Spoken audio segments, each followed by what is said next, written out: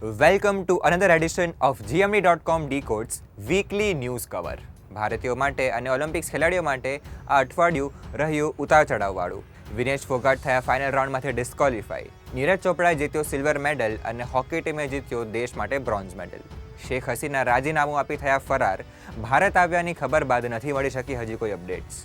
Central government દ્વારા આખરે લોકસભામાં રજૂ કરવામાં આવ્યું વક્ફ અમેન્ડમેન્ટ એક્ટ.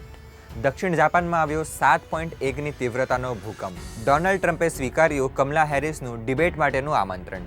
પરીક્ષા પદ્ધતિમાં રહેલી ખામીઓને દૂર કરવા માટે સુપ્રીમ કોર્ટે આપ્યો NTA આદેશ. રાહુલ ગાંધીએ કર્યો દાવો અને કહ્યું કે મારા ઉપર થઈ શકે છે ઈડીની રેડ, પણ હું તેમનું ચા અને બિસ્કિટ સાથે સ્વાગત કરવા માટે તૈયાર. મોરબીમાં થઈ સામૂહિક આત્મહત્યા.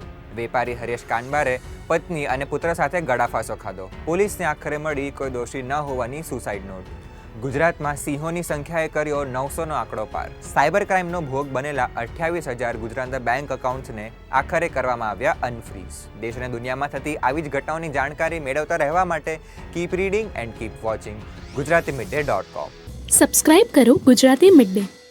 બેલ આઇકોન પર ક્લિક કરીને મેળવો તમામ વિડીયોના ડાયરેક્ટ નોટિફિકેશન.